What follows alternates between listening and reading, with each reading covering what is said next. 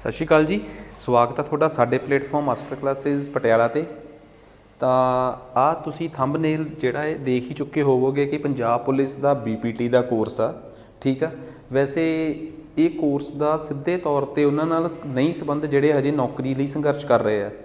ਇਹ course specially ਉਹਨਾਂ ਵਾਸਤੇ ਆ ਜਿਹੜੇ ਆਲਰੇਡੀ ਕਾਂਸਟੇਬਲ ਨੇ ਅਤੇ ਇਸ ਤੋਂ ਬਾਅਦ ਉਹ ਹੌਲਦਾਰ ਦੀ ਪ੍ਰਮੋਸ਼ਨ ਵਾਸਤੇ ਐਲੀਜੀਬਲ ਹੋ ਚੁੱਕੇ ਆ। ਅਤੇ ਉਹਦੇ 'ਚ ਇੱਕ 95 ਨੰਬਰ ਦਾ ਜਿਹੜਾ ਪੇਪਰ ਆਉਂਦਾ ਹੈ BPT ਦਾ, ਉਹ ਉਹਨਾਂ ਲਈ ਅੜਿੱਕਾ ਹੈ। ਠੀਕ ਆ, ਇਹਦੇ 'ਚ ਬਹੁਤ ਵੱਡੇ ਪੱਧਰ 'ਤੇ ਕਈ ਬੱਚੇ ਇਹੋ ਜਿਹੇ ਹੁੰਦੇ ਆ ਜਿਹੜੇ 75 ਨੰਬਰ ਦੀ ਲਾਅ, ਕਿਉਂਕਿ ਇਹਦੇ 'ਚ 75 ਨੰਬਰ ਦਾ ਕਾਨੂੰਨ ਆਉਂਦਾ ਹੈ ਅਤੇ 20 ਨੰਬਰ ਦੀ ਇਹਦੇ 'ਚ GK ਅਤੇ ਮੈਥ ਰੀਜ਼ਨਿੰਗ ਆਉਂਦੀ ਹੈ। ਸੋ ਅਸੀਂ ਇਸ ਕੋਰਸ ਨੂੰ ਅੱਜ ਤੋਂ 1.5 ਮਹੀਨਾ ਪਹਿਲਾਂ ਆਪਣੇ ਦੂਜੇ ਪਲੇਟਫਾਰਮ 'ਤੇ ਲਾਂਚ ਕੀਤਾ ਸੀ, ਬਟ ਕੁਛ ਟੈਕਨੀਕੀ ਫਾਲਟਸ ਕਰਕੇ ਅਸੀਂ ਇਹਨੂੰ ਆਪਣੇ main platform master classes Patiala ਤੋਂ ਹੀ ਲਾਂਚ ਕਰ ਰਹੇ ਹਾਂ। ਸੋ 1 ਮਹੀਨਾ ਸਵਾ ਮਹੀਨਾ 1.5 ਮਹੀਨਾ ਹੋ ਗਿਆ ਅਸੀਂ ਬੈਕ ਐਂਡ 'ਤੇ ਐਸਪੀਰੈਂਟਸ ਨੂੰ ਜਿਹੜਾ ਕੰਟੈਂਟ ਦੇਣਾ ਸੀਗਾ ਉਹ ਤਿਆਰ ਕਰ ਰਹੇ ਹਾਂ, ਅਤੇ ਫਾਈਨਲੀ ਹੁਣ ਜਾ ਕੇ ਉਹ ਕੰਟੈਂਟ ਸਾਡਾ ਜਿਹੜਾ ਹੈ ਉਹ ਪੈਕੇਟਸ ਦੇ ਰੂਪ ਦੇ ਵਿੱਚ ਤਿਆਰ ਹੋਇਆ। ਹੁਣ ਅਸੀਂ ਇਹ ਪੈਕੇਟਸ ਜਿਹੜੇ ਆ, ਕਿਉਂਕਿ ਇਸ ਕੋਰਸ ਦੇ ਵਿੱਚ ਅਸੀਂ ਸਾਫ਼ ਦੱਸ ਦਈਏ ਕਿ ਅਸੀਂ ਇਸ ਕੋਰਸ ਦੇ ਵਿੱਚ ਪੂਰੇ ਦੇ ਪੂਰੇ 75 ਨੰਬਰ ਦਾ ਲਾਅ ਜਿਹੜਾ ਕਿ ਪੁਨੀਤ ਸਰ ਕਰਾ ਰਹੇ ਨੇ, ਅਤੇ ਇਸ ਵੀਡੀਓ ਦੇ ਅਗਲੇ ਹਿੱਸੇ 'ਚ ਤੁਸੀਂ ਪੂਰੇ ਦਾ ਪੂਰਾ ਸ਼ਹਾਦਤ ਅਧੀਨਿਯਮ ਮਤਲਬ ਐਵੀਡੈਂਸ ਐਕਟ ਉਹਨਾਂ ਕੋਲ ਪੜ੍ਹੋਗੇ, ਤਾਂ ਜੋ ਤੁਹਾਨੂੰ ਸਮਝ ਆ ਜੇ ਕਿ ਜੇ ਤੁਹਾਨੂੰ ਕੋਈ ਕਾਨੂੰਨ ਪੜ੍ਹਾ ਰਿਹਾ ਹੈ ਤਾਂ ਉਹਦੀ ਉਸ ਸਬਜੈਕਟ 'ਤੇ ਕਿੰਨੀ ਕੁ ਕਮਾਂਡ ਆ। ਉਸ ਤੋਂ ਬਾਅਦ ਜੋ ਬਚਿਆ ਹੋਇਆ ਰੀਜ਼ਨਿੰਗ, ਮੈਥ, GK ਉਹ ਮੈਂ ਪੜ੍ਹਾਉਣਾ ਹੈ। ਠੀਕ ਹੈ, ਅਤੇ ਹਾਂ, ਹਰ ਸਟੂਡੈਂਟ ਤੋਂ ਬਕਾਇਦਾ ਪੁੱਛਿਆ ਜਾਊਗਾ ਕਿ ਜਿਹੜੇ ਤਾਂ ਉਹਦੇ ਕਾਨੂੰਨ ਦੇ ਨੋਟਸ ਨੇ ਅਤੇ ਮੈਥ ਰੀਜ਼ਨਿੰਗ ਦੇ, ਉਹ ਤਾਂ ਉਹਨੂੰ ਮਿਲਣਗੇ ਬਾਈਲਿੰਗੁਅਲ, ਯਾਨੀ ਕਿ ਉਹ ਇੱਕ ਲਾਈਨ ਇੰਗਲਿਸ਼ ਅਤੇ ਇੱਕ ਪੰਜਾਬੀ 'ਚ ਥੱਲੇ ਸਾਰੇ ਦੇ ਸਾਰੇ। ਜਿਹੜੀ GK ਦੇ ਨੋਟਸ ਨੇ ਉਹਦੇ ਵਾਸਤੇ ਉਹਨੂੰ ਆਪਸ਼ਨ ਦਿੱਤੀ ਜਾਊਗੀ ਕਿ ਤੁਸੀਂ ਇੰਗਲਿਸ਼ ਮੀਡੀਅਮ ਵਾਲੇ ਮੰਗਵਾਉਣਾ ਚਾਹੁੰਦੇ ਹੋ ਕਿ ਪੰਜਾਬੀ ਮੀਡੀਅਮ ਵਾਲੇ, ਚਾਹੇ ਤਾਂ ਤੁਸੀਂ ਦੋਵੇਂ ਮੰਗਵਾ ਸਕਦੇ ਹੋ। ਠੀਕ ਆ, ਕਿਉਂਕਿ ਉਹ ਨੋਟਸ ਬਿਲਕੁਲ ਅੱਡ ਅੱਡ ਹੋਣਗੇ। ਤਾਂ ਪੂਰੀ ਜ਼ਿੰਮੇਵਾਰੀ ਦੇ ਨਾਲ ਜਿਸ ਤਰੀਕੇ ਦਾ BPT ਦਾ ਪੇਪਰ ਆਉਂਦਾ ਹੈ, ਉਸ ਲੈਵਲ 'ਤੇ ਜਾ ਕੇ ਮੈਥ ਰੀਜ਼ਨਿੰਗ, ਉਸ ਲੈਵਲ 'ਤੇ ਜਾ ਕੇ GK, ਉਸੇ ਲੈਵਲ 'ਤੇ ਜਾ ਕੇ ਅਸੀਂ ਕਾਨੂੰਨ, ਕਿਉਂਕਿ ਇਹ ਨਹੀਂਗਾ ਕਿ ADA DDA ਜਾਂ ਲਾਅ ਸਟੂਡੈਂਟਸ ਨੂੰ ਜੋ ਪੜ੍ਹਾਤਾ ਉਹ BPT ਵਾਲਿਆਂ ਨੂੰ ਪੜ੍ਹਾਤਾ। ਸੋ ਬੜੇ ਧਿਆਨ ਨਾਲ ਤੁਸੀਂ ਇਸ ਵੀਡੀਓ ਦਾ ਅਗਲਾ ਹਿੱਸਾ ਜਿਹੜਾ ਹੈ ਉਹ ਦੇਖੋਗੇ। ਮੈਂ ਤਾਂ ਇਹ ਦੱਸ ਸਕਦਾ ਕਿ ਜਿਹੜੇ ਐਸਪੀਰੀਐਂਟਸ ਸਾਡੇ ਨਾਲ ਐਨਰੋਲਡ ਹੋਏ ਆ ਹੁਣ ਤੱਕ, ਤਾਂ ਉਹਨਾਂ ਨੂੰ ਇੱਕ ਪ੍ਰੋਬਲਮ ਇਹ ਸੀ ਕਿ ਸਰ ਸਟੱਡੀ ਮਟੀਰੀਅਲ ਸਾਡਾ ਭੇਜਿਆ ਨਹੀਂ ਤੁਸੀਂ, ਬਿਕੋਜ਼ ਜਦੋਂ ਇਹ ਨਵੇਂ ਟਾਈਪ ਦਾ ਕੋਰਸ ਸੀਗਾ ਤਾਂ ਸਾਨੂੰ ਇਹਦੇ ਮਗਰ ਇਹਦੀਆਂ ਹਾਰਡ ਕਾਪੀਜ਼ ਕਢਾਉਂਦੇ ਹੋਏ, ਕੰਟੈਂਟ ਨੂੰ ਤਿਆਰ ਕਰਦੇ ਹੋਏ ਸਾਨੂੰ ਕਾਫੀ ਟਾਈਮ ਲੱਗ ਗਿਆ, ਕਿਉਂਕਿ ਲਾਅ ਨੂੰ ਪੰਜਾਬੀ ਮੀਡੀਅਮ 'ਚ ਟਰਾਂਸਲੇਟ ਕਰਨਾ ਸੀ। ਸੋ ਪ੍ਰਮਾਤਮਾ ਦੀ ਕਿਰਪਾ ਨਾਲ ਸਾਰੀ ਟੀਮ ਦੀ ਮਿਹਨਤ ਰੰਗ ਲਿਆਈ। ਤੁਸੀਂ ਕਿਸੇ ਨੇ ਵੀ ਹੁਣ ਇਸ ਕੋਰਸ 'ਚ, ਅਸੀਂ ਕੋਰਸ ਨੂੰ ਮਹੀਨਾ ਪਹਿਲਾਂ ਲਾਂਚ ਕੀਤਾ ਸੀ ਪਰ ਅਸੀਂ ਉਹਨੂੰ ਫੁੱਲ ਫਲੈਜ ਪ੍ਰਮੋਟ ਨਹੀਂ ਕਰ ਸਕੇ, ਬਿਕੋਜ਼ ਅਸੀਂ ਵੀ ਚਾਹੁੰਦੇ ਸੀ ਕਿ ਇੱਕ ਵਾਰੀ ਇੱਕ ਹੱਦ ਤੱਕ ਕੰਟੈਂਟ ਪ੍ਰੋਪਰ ਤਿਆਰ ਹੋ ਜੇ ਤਾਂ ਜੋ ਅਸੀਂ ਪ੍ਰਾਊਡਲੀ ਪ੍ਰਮੋਟ ਕਰ ਸਕੀਏ ਇਹਨੂੰ। ਸੋ ਇਹ medium study material Punjabi English, ਇਸ ਨੰਬਰ 'ਤੇ ਕਾਲ ਕਰਕੇ ਤੁਸੀਂ ਇਸ ਕੋਰਸ 'ਚ ਇਨਰੋਲ ਹੋ ਸਕਦੇ ਹੋ, ਜਾਂ ਇਸ ਨੰਬਰ ਤੋਂ ਬਾਅਦ ਬੇਸਿਕਲੀ ਜੇ ਤੁਸੀਂ ਇਸ ਨੰਬਰ 'ਤੇ ਕਾਲ ਕਰੋਗੇ ਤਾਂ ਹੀ ਪ੍ਰੋਪਰਲੀ ਗਾਈਡ ਹੋਵੋਗੇ। ਮਾਸਟਰ ਕਲਾਸਿਸ ਪਟਿਆਲਾ ਦੀ ਐਪ ਜਿਹੜੀ ਕਿ ਤੁਸੀਂ ਡਾਊਨਲੋਡ ਕਰਨੀ ਆ ਐਂਡਰੋਇਡ ਤੋਂ, ਤਾਂ ਇਸ ਲੋਗੋ ਨਾਲ ਕਰਨੀ ਆ। ਠੀਕ ਆ, ਆਹ ਵਾਲਾ ਲੋਗੋ ਮਾਸਟਰ ਕਲਾਸਿਸ ਪਟਿਆਲਾ ਦਾ। ਆਈਫੋਨ ਤੋਂ ਕਰਨਾ ਚਾਹੁੰਦੇ ਹੋ ਐਪ ਡਾਊਨਲੋਡ ਤੋਂ, ਆਹ ਵਾਲਾ ਹੈ। ਅਤੇ ਆਈਫੋਨ 'ਤੇ ਐਪ ਦਾ ਨਾਮ ਮਾਈ ਇੰਸਟੀਟਿਊਟ ਆ, ਅਤੇ ਉਹ ਕੋਡ ਮੰਗੂਗੀ ਤਾਂ MVWOG। ਸੋ ਇਸ ਰੈੱਡ ਕਲਰ ਦੀ ਕੈਪ, ਇਸ ਕਲਰ ਦੀ ਕੈਪ ਜਿਹੜੀ ਆ ਇਹ ਲੋਗੋ, ਉਸ ਤੋਂ ਬਾਅਦ ਆਹ ਕੋਡ ਆ MVWOG। ਜੇ ਤੁਸੀਂ ਐਂਡਰੋਇਡ 'ਤੇ ਕਰਨਾ ਚਾਹੁੰਦੇ ਹੋ ਤਾਂ ਐਂਡਰੋਇਡ 'ਤੇ ਆਹ ਲੋਗੋ ਆ ਮਾਸਟਰ ਕਲਾਸਿਸ ਪਟਿਆਲਾ ਦਾ, ਅਤੇ ਐਪ ਦਾ ਨਾਮ ਮਾਸਟਰ ਕਲਾਸਿਸ ਪਟਿਆਲਾ ਹੈ। ਉਸ ਤੋਂ ਬਾਅਦ ਤੁਹਾਡੇ ਕੋਲ ਇਸ ਤਰੀਕੇ ਦਾ ਥੰਬਨੇਲ ਓਪਨ ਹੋ ਜਾਊਗਾ, ਆਹ ਚੀਜ਼।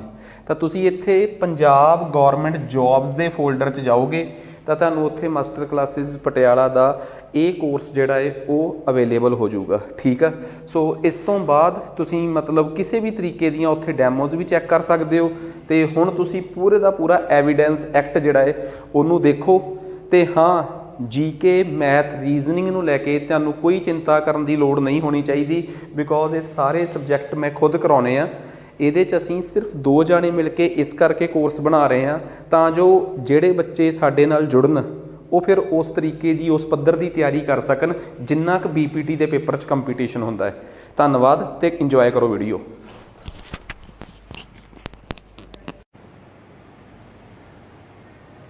सत श्री अकाल जी। अज अपना विषय है इंडियन एविडेंस एक्ट यानी भारतीय शहादत एक्ट 1872। ਇਹਦੇ ਵਿੱਚ ਜਿਹੜਾ ਆਪਾਂ ਟੌਪਿਕ ਕਰਨ ਜਾ ਰਹੇ ਹਾਂ ਉਹ ਹੈ ਕਨਫੈਸ਼ਨ यानी इकबाले जुर्म। ਇਹਦੇ ਵਿੱਚ ਆਪਾਂ ਕੀ ਚਰਚਾ ਕਰਾਂਗੇ, ਆਪਾਂ ਇਹ 'ਚ ਦੇਖਾਂਗੇ ਕਿ ਕਨਫੈਸ਼ਨ ਦੇ ਨਾਲ ਰਿਲੇਟਡ ਸੰਬੰਧਿਤ ਕਿਹੜੇ ਧਾਰਾਵਾਂ ਹਨ। ਫਿਰ ਆਪਾਂ ਇਹ ਦੇਖਾਂਗੇ ਕਨਫੈਸ਼ਨ ਦਾ ਮਤਲਬ ਕੀ ਹੈ, मीनिंग ਕੀ ਹੈ। ਫਿਰ ਆਪਾਂ ਇਹ ਦੇਖਾਂਗੇ ਕਿ ਕਨਫੈਸ਼ਨ इकबाले जुर्म ਜਿਹੜਾ ਹੈ ਉਹ ਕੀ सिविल केसिस ਦੇ ਵਿੱਚ ਰੈਲੇਵੈਂਟ ਹੈ ਜਾਂ ਕ੍ਰਿਮੀਨਲ केसिस ਦੇ ਵਿੱਚ ਰੈਲੇਵੈਂਟ ਹੈ। ਫਿਰ ਆਪਾਂ ਇਹ ਦੇਖਾਂਗੇ ਕਿ ਜਿਹੜਾ ਕਨਫੈਸ਼ਨ ਹੈ ਉਹਦੀਆਂ ਕਿਸਮਾਂ ਕਿੰਨੀਆਂ ਹਨ, ਕਿਹੜੇ ਤਰੀਕੇ ਹਨ। ਔਰ ਸਭ ਤੋਂ ਜ਼ਰੂਰੀ ਆਪਾਂ ਇਹ ਦੇਖਾਂਗੇ ਕਿ ਇੱਕ ਵੈਲਿਡ ਕਨਫੈਸ਼ਨ ਦੇ ਲਈ ਕਿਹੜੇ ਗੁਣ ਹੋਣੇ ਉਹ 'ਚ ਜ਼ਰੂਰੀ ਹਨ। ਇਹਨਾਂ ਸਾਰੀਆਂ ਚੀਜ਼ਾਂ ਤੇ ਇਹਨਾਂ ਸਾਰੇ ਕਾਨੂੰਨ ਦੇ ਨੁਕਤਿਆਂ ਤੇ ਆਪਾਂ ਚਰਚਾ ਨੂੰ ਅੱਗੇ ਵਧਾਉਂਦੇ ਹਾਂ। ठीक है जी। सब तो पहला तो संबंधित कानून जिहड़ा भी रैलेवेंट, देखो रैलेवेंट जिहड़ा धारावां हन वो हन 24 तो 27। और वैसे मैं तुहानूं समझा देवां कि अपने सिलेबस दे विच भी जिहड़ा कन्फैशन नाल संबंधित कानून है वो है 24 तो 27 तक का। ठीक है जी। पर अगर आपां धारावां की गल करिए तो सैक्शन 17 तो लैके 31 तक जिहड़े सैक्शन हैं ये एडमिशन और कन्फैशन दे नाल संबंधित हैं। एडमिशन और कन्फैशन दे नाल असल दे विच कन्फैशन जिहड़ा है वो एडमिशन का ही एक पार्ट है। वो किवें है वो आप अगे समझते हाँ।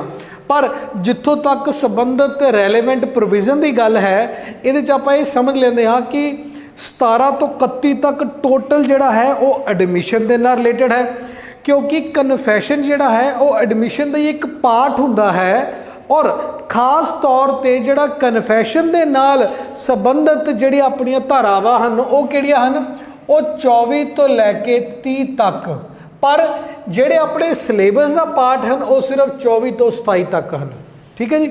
फिर अगे आपां कि कन्फैशन का मतलब की है। पहला तो ये जान लीए कि कन्फैशन की जिहड़ी डेफिनेशन है, जिहड़ी परिभाषा वो कितने दिती, तो नो वेयर डिफाइंड, किते नहीं ये परिभाषित किया गया, ये चीज़ याद रख लेना।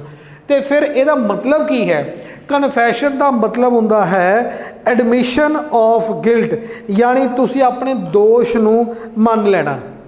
जे तुहानूं मैं होर सौखे शब्दां दे विच कहां तो ये दो तरीके के मतलब हैं।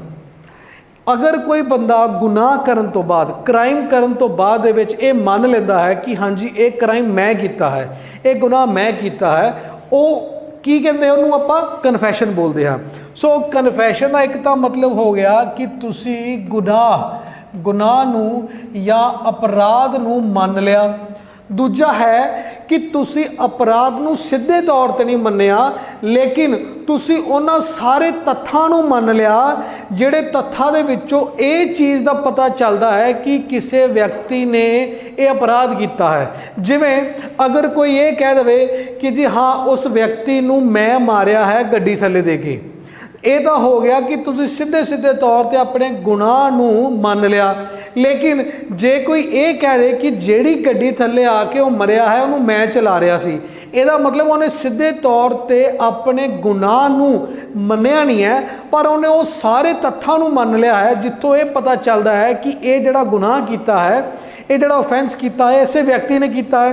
तो इसलिए कन्फैशन का एक तो मतलब हो गया कि सीधे तौर पर गुनाह नूं मान लेना, और दूसरा है कि उन्होंने सारे तत्थां नूं मान लेना जिहदे तो ये पता चलता है कि अपराध इन्हें किया है। ठीक है जी। फिर आप अगे बढ़ते हाँ कि कन्फैशन जिहड़ा है वो किहड़े केस दे विच रैलेवेंट है, किहड़े केस दे विच एज ए एविडेंस आ सकता है। सो इहदे विच आपां ये समझ लीए कि या वो क्रिमिनल या वो सिविल के दायरे च आपां गल करिए तो ये याद रखने वाली गल है कि कन्फैशन सिर्फ और सिर्फ क्रिमिनल केस दे विच, यानी सिर्फ फौजदारी जिहड़े मामले हैं, सिर्फ फौजदारी मामले हैं उन्हां दे विच ही रैलेवेंट है। असल दे विच जे इनू वड्डे दायरे च मैं तुहानूं समझावा कि असल दे विच जिवें आपां उपर जिक्र किया है कि एडमिशन दे टॉपिक दे अधीन ही कन्फैशन आंदा है।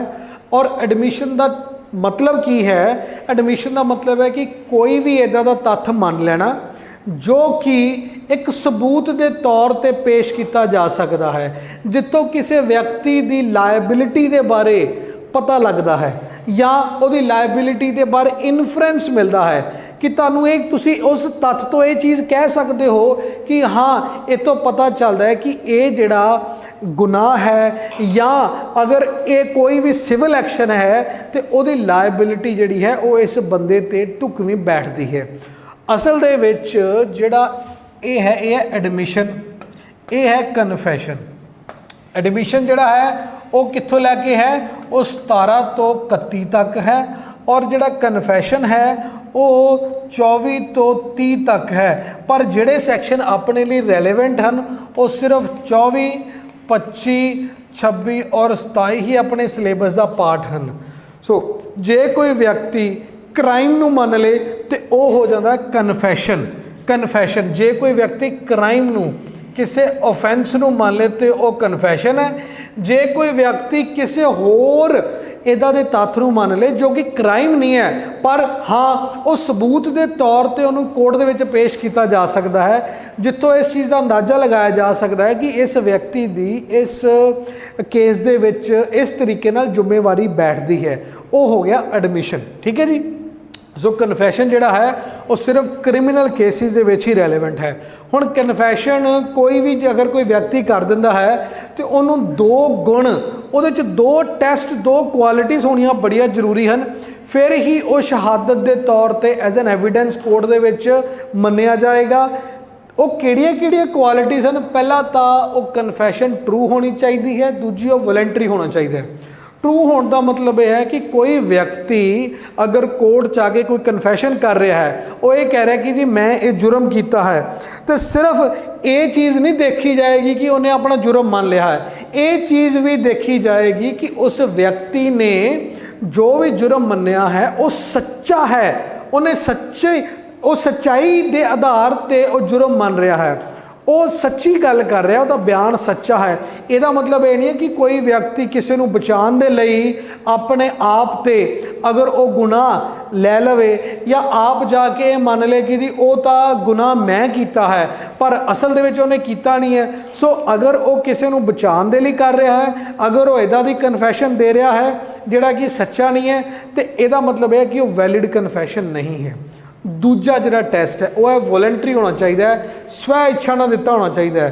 कोई भी व्यक्ति जदों भी कोई सबूत दिंदा है उस सबूत नूं कोर्ट दे विच उदों ही एज ए सबूत मन्निया जाएगा, उन्होंने उदों ही कोर्ट उन्होंने कंसीडर करेगी जदों ये चीज़ साबित हो जाए कि वो व्यक्ति अपनी स्वै इच्छा दे नाल इस सबूत नूं दे रहा है।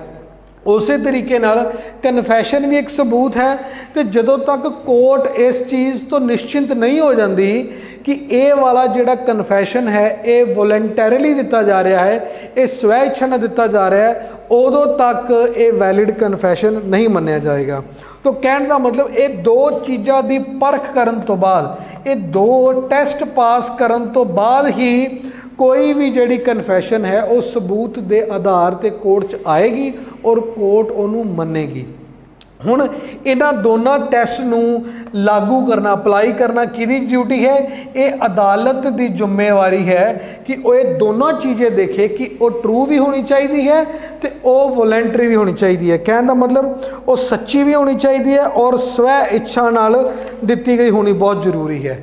हुण आपां अगे वधदे हाँ, यह है कि इकबाले जुर्म दी किस्मां किहड़ियां हन। देखो इनू आपां ब्रॉडली मोटे मोटे तौर पर 2 किस्मां दे विच वंड लैंदे हां। पहली किस्म है जुडिशियल कन्फैशन, दूजी किस्म है एक्स्ट्रा जुडिशियल कन्फैशन। सो पहली किस्म हो गई अपनी न्यायिक इकबाल जुर्म और दूजी हो गई वाधू न्यायिक इकबाल जुर्म।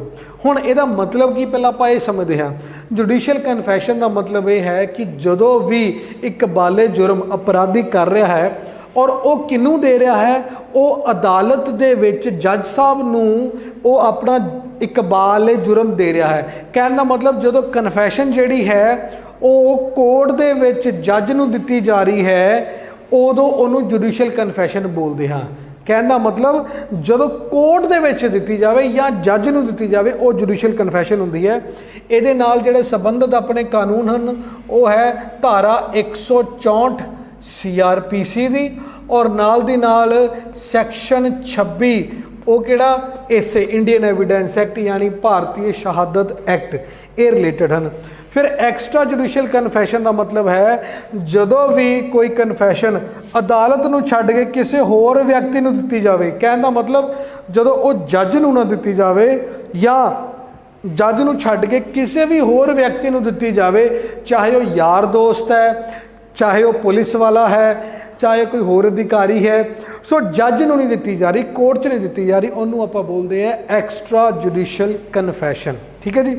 हुण आपां अगे चलते हाँ, जिहड़ा अपना सैक्शन 24 है, सैक्शन 24 दे विच आपां ये पढ़ांगे कि कन्फैशन ट्रू होनी चाहिए है और वॉलंटरी होनी चाहिए है। वॉलंटरी होने का जिहड़ा सब तो वड्डा टेस्ट है वो सैक्शन 24 दे विच दिता होया है। सैक्शन 24 दे विच अगे आपां ये पढ़ांगे कि किहड़े-किहड़े इदां दे तत्थ हन, जे उन्हां तत्थां दे आधार ते कन्फैशन दित्ती जावे तो वो कन्फैशन जिहड़ी है वो वैलिड नहीं मनी जाएगी।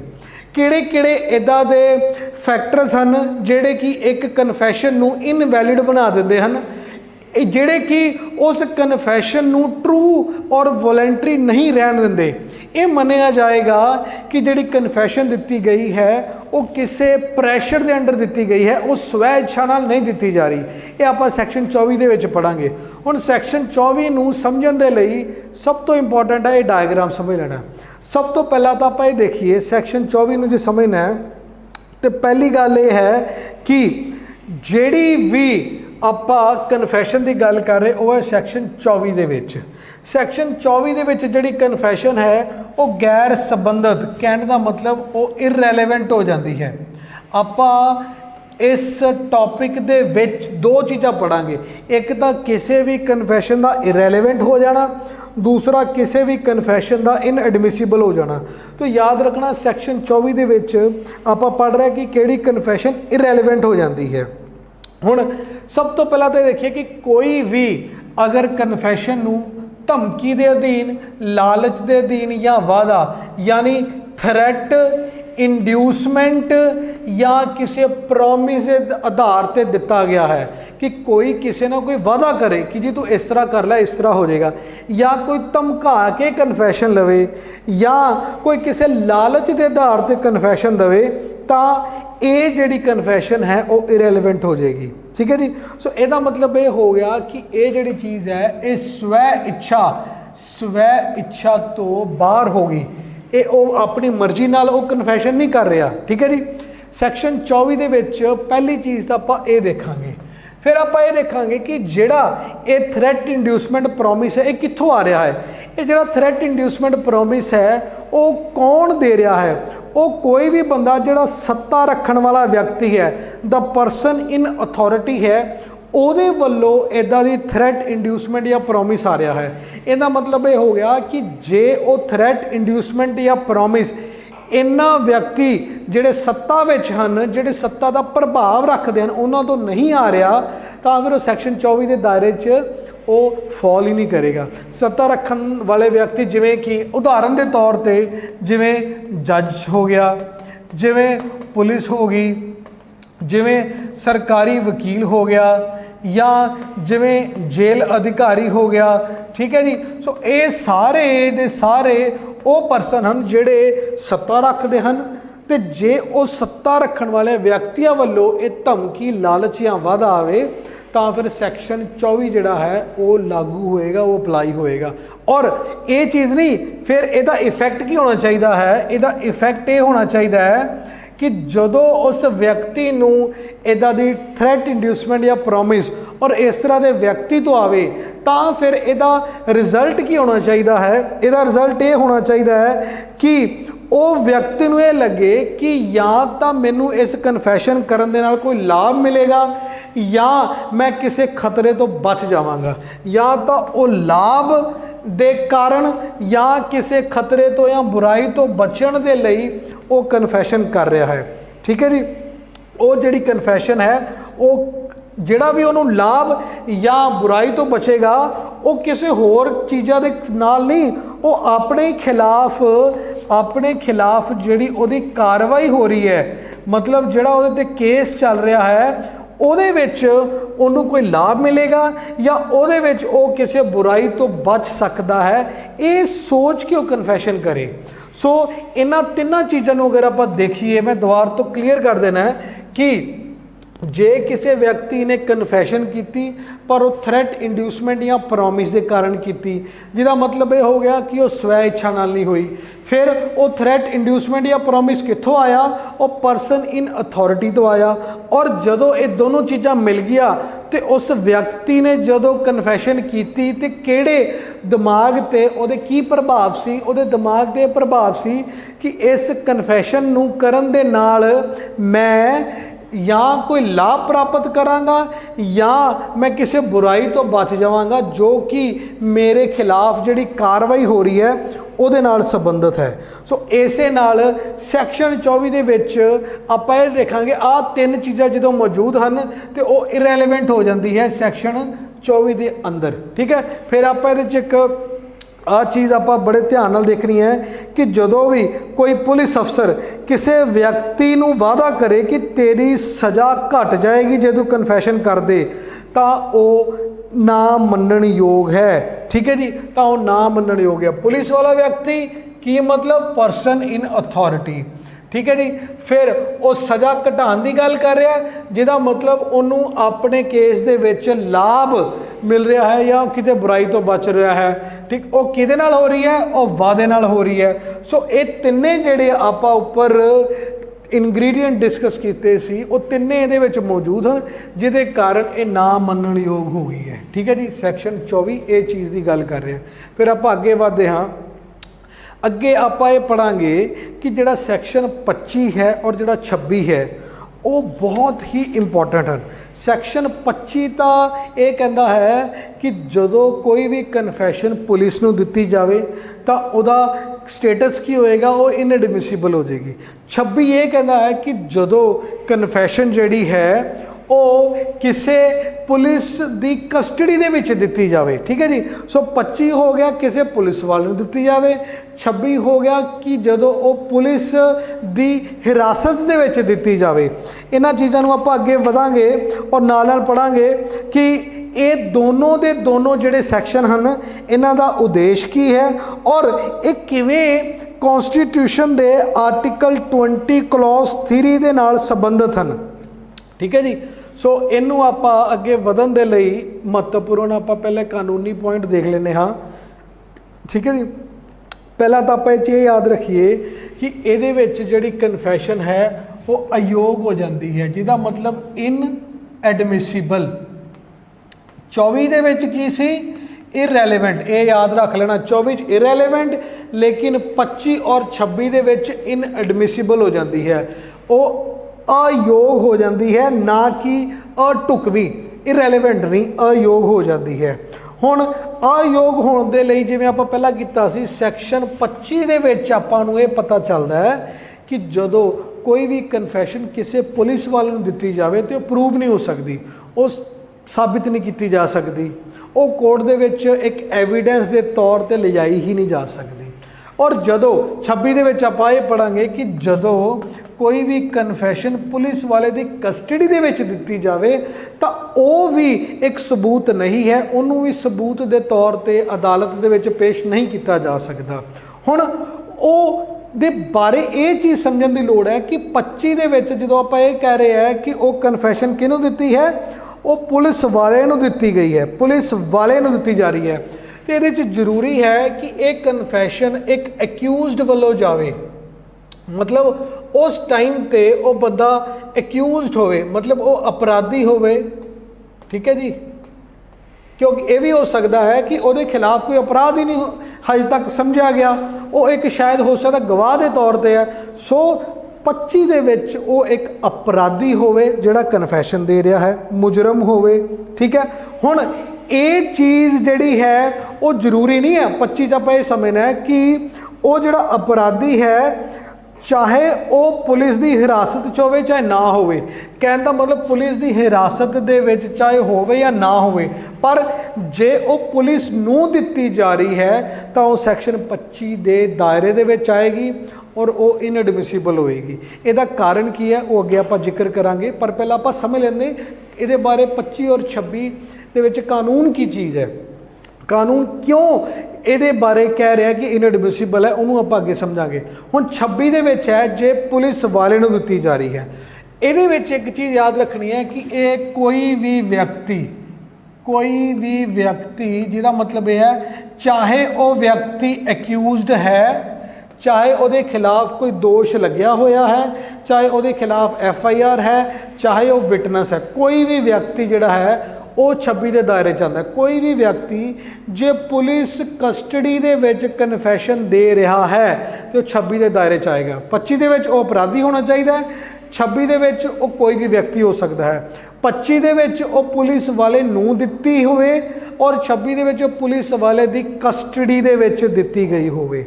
ਫਿਰ ਹੁਣ ਪੁਲਿਸ ਵਾਲੇ ਦੀ ਕਸਟਡੀ ਦੇ ਵਿੱਚ ਜਦੋਂ ਕਨਫੈਸ਼ਨ ਦਿੱਤੀ ਜਾ ਰਹੀ ਹੈ, ਫਿਰ ਅਗਲੀ ਗੱਲ ਇਹ ਸਮਝਣਯੋਗ ਹੈ ਕਿ ਉਹ ਕਨਫੈਸ਼ਨ ਕਿਸੇ ਵੀ ਵਿਅਕਤੀ ਨੂੰ, ਚਾਹੇ ਉਹ ਪੁਲਿਸ ਕਸਟਡੀ ਦੇ ਵਿੱਚ ਪੁਲਿਸ ਵਾਲੇ ਨੂੰ ਦਿੱਤੀ ਜਾ ਰਹੀ ਹੈ, ਚਾਹੇ ਪੁਲਿਸ ਕਸਟਡੀ ਦੇ ਵਿੱਚ ਕਿਸੇ ਹੋਰ ਵਿਅਕਤੀ ਨੂੰ ਦਿੱਤੀ ਜਾ ਰਹੀ ਹੈ ਜੋ ਕਿ ਪੁਲਿਸ ਵਾਲਾ ਨਹੀਂ ਵੀ ਹੈ, ਤਾਂ ਵੀ ਇਹ 26 ਦੇ ਦਾਇਰੇ 'ਚ ਆਏਗੀ, ਤਾਂ ਵੀ ਇਹ ਇਨਐਡਮਿਸਿਬਲ ਹੋਏਗੀ। ਸੋ ਇਹ ਇਕਬਾਲ ਚਾਹੇ ਪੁਲਿਸ ਵਾਲੇ ਨੂੰ ਜਾਂ ਕਿਸੇ ਹੋਰ ਵਿਅਕਤੀ ਨੂੰ ਵੀ ਚਾਹੇ ਦਿੱਤਾ ਜਾਵੇ ਤਾਂ ਇਹ ਦੋਨਾਂ ਸੂਰਤਾਂ ਦੇ ਵਿੱਚ ਇਨਐਡਮਿਸਿਬਲ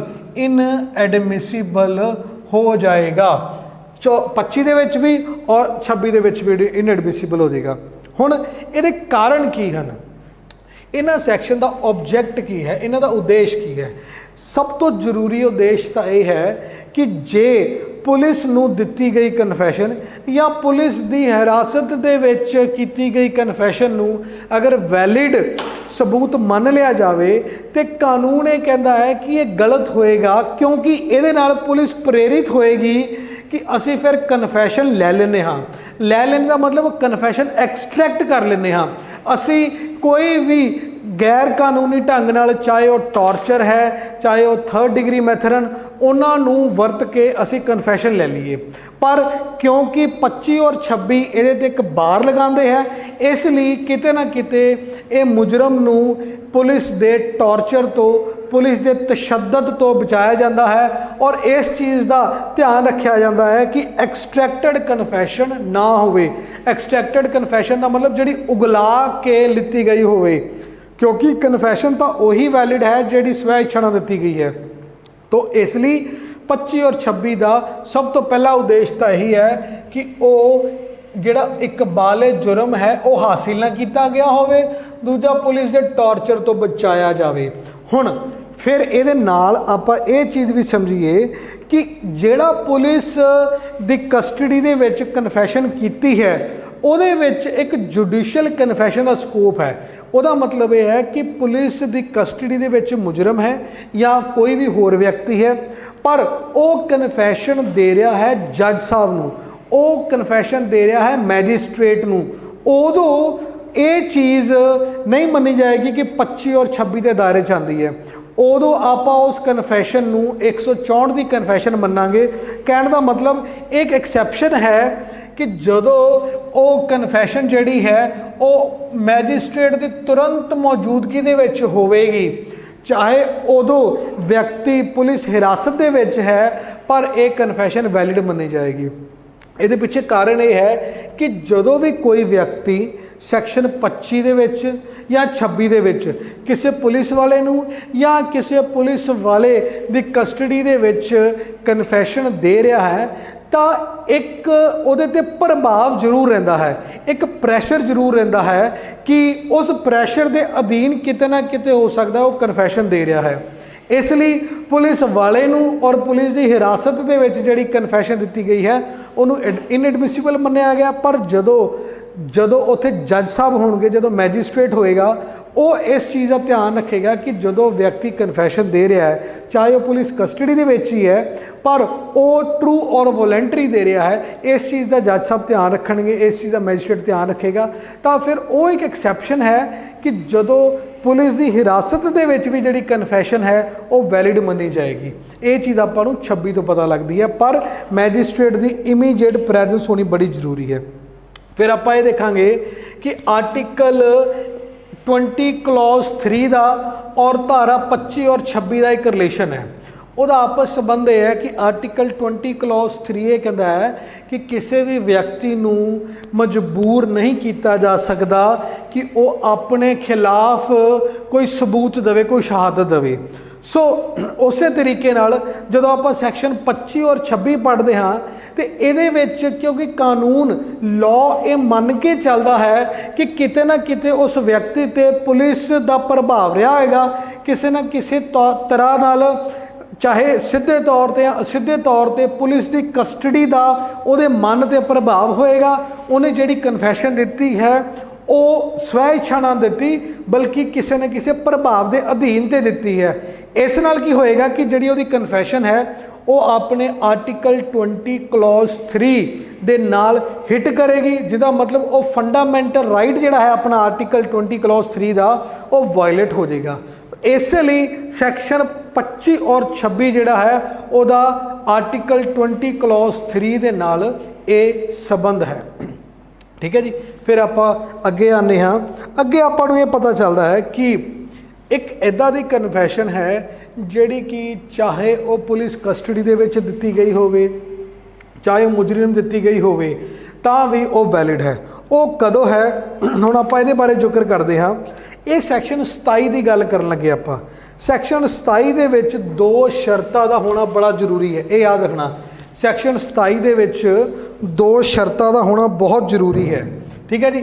ਪਹਿਲੀ ਸ਼ਰਤ ਤਾਂ ਇਹ ਹੈ, ਪਹਿਲੀ ਕੰਡੀਸ਼ਨ ਇਹ ਹੈ ਕਿ ਇਹ ਮੁਜਰਮ ਵੱਲੋਂ ਦਿੱਤੀ ਗਈ ਹੋਵੇ। ਮੁਜਰਮ ਦਾ ਮਤਲਬ ਇਹ ਐਕਿਊਜ਼ਡ ਵੱਲੋਂ ਹੋਵੇ। ਇੱਥੋਂ ਇਹ ਵੀ ਪਤਾ ਚੱਲਦਾ ਕਿ ਕੋਈ ਵਿਅਕਤੀ ਜਿਹੜਾ ਐਕਿਊਜ਼ਡ ਨਹੀਂ ਹੈ, ਉਹ ਨਹੀਂ, ਜਿਹੜਾ ਬੰਦਾ ਐਕਿਊਜ਼ਡ ਹੈ ਉਹਦੇ ਵੱਲੋਂ ਆਈ ਗਈ ਹੋਵੇ। ਔਰ ਦੂਸਰਾ ਇਹ ਹੈ ਉਹ ਪੁਲਿਸ ਦੀ ਹਿਰਾਸਤ ਦੇ ਵਿੱਚ ਹੋਵੇ। ਜਦੋਂ ਇਹ 2 ਸ਼ਰਤਾਂ ਪੂਰੀਆਂ ਹੁੰਦੀਆਂ ਹਨ ਫਿਰ ਸੈਕਸ਼ਨ 27 ਜਿਹੜਾ ਹੈ ਉਹ ਅਪਲਾਈ ਹੋਏਗਾ। ਪਹਿਲੀ ਕੀ ਹੈ ਕਿ ਮੁਜਰਮ ਨੇ ਕਨਫੈਸ਼ਨ ਦਿੱਤੀ ਹੈ, ਦੂਜੀ ਕੀ ਹੈ ਕਿ ਉਹ ਪੁਲਿਸ ਕਸਟਡੀ 'ਚ ਸੀ। ਸੈਕਸ਼ਨ 27 ਇੱਕ ਤਰੀਕੇ ਦਾ ਸੈਕਸ਼ਨ 25 ਔਰ 26 ਦੀ ਐਕਸੈਪਸ਼ਨ ਹੈ, ਜਿਹਦਾ ਮਤਲਬ ਇਹ ਹੈ ਇੱਕ ਅਪਵਾਦ ਹੈ ਜਦੋਂ ਕਨਫੈਸ਼ਨ ਪੁਲਿਸ ਵਾਲੇ ਨੂੰ ਵੀ ਦਿੱਤੀ ਗਈ ਹੈ ਔਰ ਜਦੋਂ ਬਿਆਨ ਜਿਹੜਾ ਕਨਫੈਸ਼ਨ ਦਾ ਬਿਆਨ ਹੈ ਉਹ ਪੁਲਿਸ ਦੀ ਕਸਟਡੀ 'ਚ ਦਿੱਤਾ ਗਿਆ, ਤਾਂ ਵੀ ਉਹ ਇੱਕ ਵੈਲਿਡ ਸਬੂਤ ਹੈ, ਤਾਂ ਵੀ ਉਹ ਐਡਮਿਸਿਬਲ ਹੈ। ਉਹ ਕਦੋਂ ਹੋਏਗਾ? ਜਦੋਂ ਪਹਿਲਾਂ ਇਹ 2 ਸ਼ਰਤਾਂ ਪੂਰੀਆਂ ਹੋਣਗੀਆਂ ਕਿ ਉਹ ਮੁਜਰਮ ਹੈ, ਦੂਜਾ ਉਹ ਪੁਲਿਸ ਦੀ ਕਸਟਡੀ ਦੇ ਵਿੱਚ ਕਨਫੈਸ਼ਨ ਦਿੱਤੀ ਗਈ ਹੈ। ਫਿਰ ਹੁਣ ਆਪਾਂ ਇਹ 'ਚ ਨਾ 2 ਪੜਾਅ ਹਨ। ਪਹਿਲਾ ਤਾਂ ਇਹ ਡਿਸਕਲੋਜ਼ਰ ਸਟੇਟਮੈਂਟ ਹੋਵੇ, ਇਹ ਹੈ ਪਹਿਲਾ ਪੜਾਅ। ਡਿਸਕਲੋਜ਼ਰ ਸਟੇਟਮੈਂਟ ਦਾ ਮਤਲਬ ਇਹ ਹੈ ਕਿ ਕੋਈ ਵੀ ਵਿਅਕਤੀ ਜਿਹੜਾ ਬਿਆਨ ਦੇ ਰਿਹਾ ਹੈ ਉਹ ਤੋਂ ਕਿਸੇ ਚੀਜ਼ ਦਾ ਖੁਲਾਸਾ ਹੋਵੇ, ਉਹ ਕਿਸੇ ਚੀਜ਼ ਬਾਰੇ ਦੱਸੇ। ਜਿਵੇਂ ਕਿ ਆਪਾਂ ਅੱਗੇ ਉਦਾਹਰਨ ਇਹਦੇ ਬਾਰੇ ਡਿਸਕਸ ਕਰਾਂਗੇ ਕਿ ਅਗਰ ਕੋਈ ਵਿਅਕਤੀ ਇਹ ਦੱਸ ਰਿਹਾ ਹੈ ਕਿ ਜੀ ਮੈਂ ਕ੍ਰਾਈਮ ਕਰਨ ਤੋਂ ਬਾਅਦ ਦੇ ਵਿੱਚ ਆਪਣਾ ਜਿਹੜਾ ਵੈਪਨ ਹੈ, ਆਪਣਾ ਜਿਹੜਾ ਹਥਿਆਰ ਹੈ, ਉਹਨੂੰ ਫਲਾਣੀ ਜਗ੍ਹਾ 'ਚ ਛੁਪਾ ਦਿੱਤਾ ਸੀ। ਇਹਦਾ ਮਤਲਬ ਉਹਨੇ ਇੱਕ ਕਨਫੈਸ਼ਨ ਕੀਤੀ ਔਰ ਉਸ ਕਨਫੈਸ਼ਨ ਤੋਂ ਇਹ ਖੁਲਾਸਾ ਹੋਇਆ ਕਿ ਉਹ ਹਥਿਆਰ ਜਿਹੜਾ ਸੀ ਉਹ ਫਲਾਣੀ ਜਗ੍ਹਾ 'ਤੇ ਛੁਪਾ ਦਿੱਤਾ ਗਿਆ।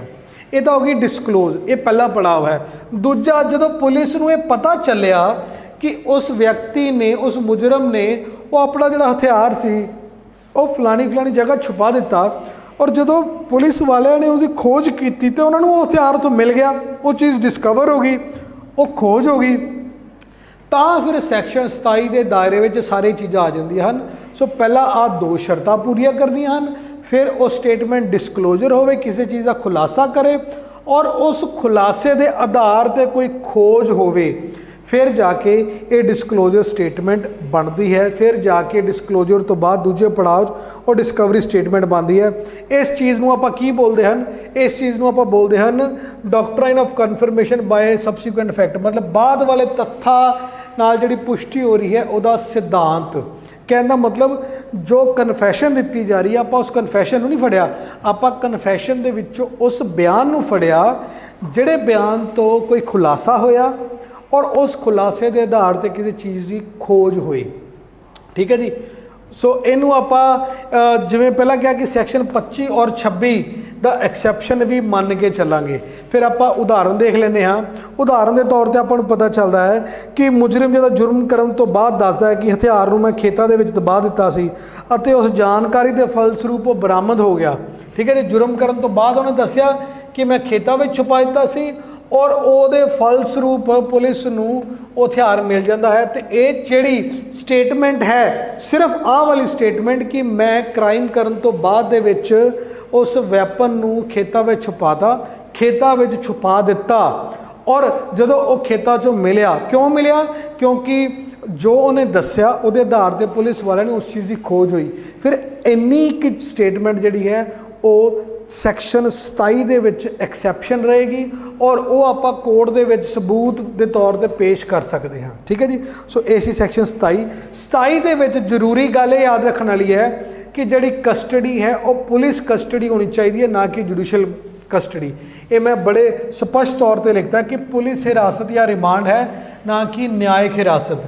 ਜਿਹੜੀ ਪੁਲਿਸ ਕਸਟਡੀ ਦੇ ਵਿੱਚ ਐਕਿਊਜ਼ਡ ਨੇ ਕਨਫੈਸ਼ਨ ਕੀਤੀ ਹੈ, ਜਿਹਦੇ ਤੋਂ ਕੁਝ ਡਿਸਕਲੋਜ਼ ਹੋਇਆ ਹੈ ਔਰ ਬਾਅਦ ਚੋਂ ਡਿਸਕਵਰ ਹੋਇਆ, ਉਹ ਸੈਕਸ਼ਨ 27 ਦੇ ਦਾਇਰੇ ਦੇ ਅੰਦਰ ਆਏਗੀ। ਉਹ ਚੀਜ਼ ਜਿਹੜੀ ਹੈ ਉਹ ਸਬੂਤ ਦੇ ਤੌਰ ਤੇ ਐਡਮਿਸਿਬਲ ਹੋਏਗੀ ਔਰ ਉਹ ਚਾਹੇ ਪੁਲਿਸ ਨੂੰ ਦਿੱਤੀ ਗਈ ਹੈ ਜਾਂ ਪੁਲਿਸ ਦੀ ਕਸਟਡੀ ਦੇ ਵਿੱਚ ਦਿੱਤੀ ਗਈ ਹੈ, ਤਾਂ ਵੀ ਉਹ ਸਬੂਤ ਦੇ ਤੌਰ ਤੇ ਸੈਕਸ਼ਨ 27 ਦੇ ਵਿੱਚ ਆਪਾਂ ਪੇਸ਼ ਕਰ ਸਕਦੇ ਹਾਂ।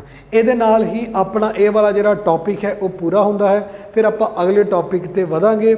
ਸੈਕਸ਼ਨ ਇਹ ਜਿਹੜਾ 24, 25, 26, 27 ਇਹੀ ਆਪਣੇ ਸਿਲੇਬਸ ਦੇ ਵਿੱਚ ਹੈ। ਇਸ ਤੋਂ ਬਾਹਰ ਆਪਾਂ ਨੂੰ ਜਾਣ ਦੀ ਲੋੜ ਨਹੀਂ, ਨਾ ਹੀ ਉਹ ਤੋਂ ਪੇਪਰ ਆਏਗਾ। ਹਾਂ, ਮੈਂ ਤੁਹਾਨੂੰ ਇਸ ਚੀਜ਼ ਦਾ ਆਧਾਰ ਜ਼ਰੂਰ ਦੱਸਦਾ ਹੈ, ਥੋੜ੍ਹਾ ਜਿਹਾ ਬੇਸਿਕ ਕਲੈਰਿਟੀ ਦੇ ਲਈ ਮੈਂ ਤੁਹਾਨੂੰ ਕਨਫੈਸ਼ਨ ਦੇ ਬਾਰੇ ਜ਼ਰੂਰ ਦੱਸਦਾ ਕਿ ਵੱਧ ਤੋਂ ਵੱਧ ਉਹਨਾਂ ਚੀਜ਼ਾਂ 'ਤੇ ਸਵਾਲ ਪੁੱਛਿਆ ਜਾ ਸਕਦਾ ਹੈ। ਇਸ ਤੋਂ ਬਾਅਦ ਜਾ ਕੇ ਆਪਾਂ ਨੂੰ ਸਵਾਲ ਨਹੀਂ ਆਏਗਾ। ਮੈਂ ਉਮੀਦ ਕਰਦਾ ਹਾਂ ਤੁਹਾਨੂੰ ਇਹ ਵਾਲਾ ਜਿਹੜਾ ਆਪਣਾ ਕਲਾਸ ਹੈ ਇਹਦੇ 'ਚੋਂ ਸਮਝ ਆਇਆ ਹੋਵੇਗਾ। ਜੇ ਫਿਰ ਵੀ ਤੁਹਾਡਾ ਕੋਈ ਡਾਊਟ ਹੋਏਗਾ ਆਪਾਂ ਉਹਨੂੰ ਜ਼ਰੂਰ ਡਿਸਕਸ ਕਰਾਂਗੇ। ਠੀਕ ਹੈ ਜੀ, ਧੰਨਵਾਦ, ਮਿਹਰਬਾਨੀ। ਸਤਿ ਸ਼੍ਰੀ ਅਕਾਲ ਜੀ। ਅੱਜ ਆਪਾਂ ਆਪਣਾ ਵਿਸ਼ਾ ਇੰਡੀਅਨ ਐਵੀਡੈਂਸ ਐਕਟ ਯਾਨੀ ਭਾਰਤੀ ਸ਼ਹਾਦਤ ਐਕਟ 1872 ਦੇ ਵਿੱਚ ਟੌਪਿਕ ਕਰਾਂਗੇ ਡਾਇੰਗ ਡੈਕਲੇਰੇਸ਼ਨ ਯਾਨੀ ਮੌਤ ਸੰਬੰਧੀ ਘੋਸ਼ਣਾ। ਇਹਦੇ ਵਿੱਚ ਆਪਾਂ ਪੜਾਂਗੇ ਕਿ ਕਿਹੜੀ ਪ੍ਰੋਵੀਜ਼ਨ ਹਨ, ਕਿਹੜੀ ਧਾਰਾ ਹਨ ਜਿਸ 'ਚ ਮੌਤ ਸੰਬੰਧੀ ਘੋਸ਼ਣਾ ਦਾ ਕਾਨੂੰਨ ਹੈ। ਫਿਰ ਆਪਾਂ ਇਹ ਪੜਾਂਗੇ ਕਿ ਮੌਤ ਸੰਬੰਧੀ ਘੋਸ਼ਣਾ ਦਾ ਅਸਲ ਦੇ ਵਿੱਚ ਅਰਥ ਕੀ ਹੈ, ਇਹਦਾ ਮਤਲਬ ਕੀ ਹੈ। ਫਿਰ ਨਾਲ ਦੀ ਨਾਲ ਆਪਾਂ ਇਹ ਵੀ ਜਾਣਨ ਦੀ ਕੋਸ਼ਿਸ਼ ਕਰਾਂਗੇ ਕਿ ਮੌਤ ਸੰਬੰਧੀ ਘੋਸ਼ਣਾ ਜਿਹੜਾ ਕਿ ਇੱਕ ਸਬੂਤ ਹੈ, ਜਿਹੜਾ ਕਿ ਇੱਕ ਕੋਰਟ ਦੇ ਵਿੱਚ ਸਬੂਤ ਦੇ ਤੌਰ ਤੇ ਪੇਸ਼ ਕੀਤਾ ਜਾਏਗਾ, ਉਹਦੇ ਵਿੱਚ ਕਾਰਨ ਕੀ ਹੈ, ਇਹ ਕਿਉਂ ਸ਼ਹਾਦਤ ਬਣਿਆ ਹੈ। ਫਿਰ ਨਾਲ ਆਪਾਂ ਇਹ ਦੇਖਾਂਗੇ ਕਿ ਇਹ ਜਦੋਂ ਸ਼ਹਾਦਤ ਕੋਰਟ ਦੇ ਵਿੱਚ ਪੇਸ਼ ਕੀਤੀ ਜਾਂਦੀ ਹੈ ਤੇ ਇਹ ਕਿਹੜੇ ਕੇਸਿਸ ਦੇ ਵਿੱਚ ਰੈਲੇਵੈਂਟ ਹੈ। ਇਹ ਸਿਵਲ ਕੇਸਿਸ 'ਚ ਰੈਲੇਵੈਂਟ ਹੈ ਜਾਂ ਕ੍ਰਿਮੀਨਲ ਕੇਸਿਸ ਦੇ ਵਿੱਚ ਰੈਲੇਵੈਂਟ ਹੈ। ਫਿਰ ਨਾਲ ਆਪਾਂ ਇਹ ਵੀ ਜਾਣਨ ਦੀ ਕੋਸ਼ਿਸ਼ ਕਰਾਂਗੇ ਕਿ ਇਸ ਜਿਹੜਾ ਸਬੂਤ ਹੈ, ਇਹ ਸ਼ਹਾਦਤ ਹੈ, ਇਹਨੂੰ ਜਦੋਂ ਕੋਰਟ ਦੇ ਵਿੱਚ ਪੇਸ਼ ਕਰਨਾ ਹੈ ਤੇ ਕਿਹੜੀ ਇੱਦਾਂ ਦੀ ਇੱਕ ਚੀਜ਼ ਹੈ ਜਿਹਨੂੰ ਪਹਿਲਾਂ ਸਾਬਿਤ ਕਰਨਾ ਬਹੁਤ ਜ਼ਰੂਰੀ ਹੈ। ਉਹ ਸਾਬਿਤ ਹੋਏਗੀ ਤਾਂ ਹੀ ਇਹ ਚੀਜ਼ ਜਿਹੜੀ ਹੈ ਉਹ ਇੱਕ ਸ਼ਹਾਦਤ ਦੇ ਤੌਰ ਤੇ ਕੋਰਟ ਦੇ ਵਿੱਚ ਪੇਸ਼ ਕੀਤੀ ਜਾ ਸਕਦੀ ਹੈ। ਸੋ ਇਸ ਟੌਪਿਕ ਨੂੰ ਅੱਗੇ ਵਧਾਉਂਦੇ ਹੋਏ ਆਪਾਂ ਇਹਨੂੰ ਚਰਚਾ ਨੂੰ ਅੱਗੇ ਵਧਾਉਂਦੇ ਹੋਏ ਅੱਗੇ ਚੱਲਦੇ ਹਾਂ। ਇਹਦੇ ਵਿੱਚ ਸਭ ਤੋਂ ਪਹਿਲਾਂ ਆਪਾਂ ਇਹ ਦੇਖਾਂਗੇ ਕਿ ਜਿਹੜਾ ਮੌਤ ਸੰਬੰਧੀ ਕਾਨੂੰਨ ਹੈ, ਮੌਤ ਸੰਬੰਧੀ ਜਿਹੜੀ ਘੋਸ਼ਣਾ ਹੈ, ਇਹਦਾ ਜਿਹੜਾ ਕਾਨੂੰਨ ਹੈ ਇਹ ਸੈਕਸ਼ਨ 32 ਕਲੌਜ਼ 1 ਦੇ ਵਿੱਚ ਹੈ। ਸੋ ਜੇ ਆਪਾਂ ਨੂੰ ਪੁੱਛਿਆ ਜਾਵੇ ਕਿ ਮੌਤ ਸੰਬੰਧੀ ਘੋਸ਼ਣਾ ਯਾਨੀ ਡਾਇੰਗ ਡੈਕਲੇਰੇਸ਼ਨ ਦੇ ਨਾਲ ਸੰਬੰਧਿਤ ਕਾਨੂੰਨ ਕਿੱਥੇ ਹੈ, ਉਹ ਧਾਰਾ 32 ਉਪ ਧਾਰਾ 1 ਦੇ ਵਿੱਚ ਹੈ। ਹੁਣ ਇਹ ਜਿਹੜਾ ਧਾਰਾ 32 ਹੈ ਇਹ ਬਹੁਤ ਵੱਡਾ ਇੱਕ ਟੌਪਿਕ ਹੈ ਔਰ ਬਹੁਤ ਅਹਿਮ ਟੌਪਿਕ ਹੈ। ਇਹਨੂੰ ਸਮਝਦੇ ਹੋਏ ਹੀ ਆਪਾਂ ਅੱਗੇ ਜਿਹੜੀ ਡਾਇੰਗ ਡੈਕਲੇਰੇਸ਼ਨ ਹੈ ਇਹਨੂੰ ਸਮਝਾਂਗੇ। ਪਹਿਲਾਂ ਤਾਂ ਆਪਾਂ ਇਹ ਸਮਝੀਏ ਕਿ ਜਿਹੜਾ ਧਾਰਾ 32 ਹੈ ਇਹ 4 ਪ੍ਰਸਥਿਤੀਆਂ ਦੇ ਵਿੱਚ ਲੱਗਦਾ ਹੈ। ਇਹ ਉਦੋਂ ਲੱਗਦਾ ਹੈ ਜਦੋਂ ਕੋਈ ਵੀ ਵਿਅਕਤੀ ਜਿਹਦੀ ਸਟੇਟਮੈਂਟ ਦੀ ਗੱਲ ਹੋ ਰਹੀ ਹੈ, ਜਿਹਦੇ ਬਿਆਨ ਨੂੰ ਕੋਰਟ ਦੇ ਵਿੱਚ ਸ਼ਹਾਦਤ ਦੇ ਤੌਰ ਤੇ ਪੇਸ਼ ਕੀਤਾ ਜਾ ਰਿਹਾ ਹੈ, ਪਰ ਉਹ ਕੋਰਟ ਦੇ ਵਿੱਚ as a witness, as a ਗਵਾਹ ਉਹ ਆ ਨਹੀਂ ਸਕਦਾ। ਠੀਕ ਹੈ ਜੀ। ਸੋ ਪਹਿਲੀ ਗੱਲ ਆਪਾਂ ਇਹ ਯਾਦ ਰੱਖਣੀ ਹੈ ਕਿ ਇਹ ਉਸ ਵਿਅਕਤੀ ਦੇ ਬਿਆਨ ਨੂੰ ਸਬੂਤ ਦੇ ਤੌਰ ਤੇ ਪੇਸ਼ ਕੀਤਾ ਜਾ ਰਿਹਾ ਹੈ ਜਿਹੜਾ ਕਿ ਕੋਰਟ ਵਿੱਚ as a witness, as a ਗਵਾਹ ਨਹੀਂ ਆ ਸਕਦਾ।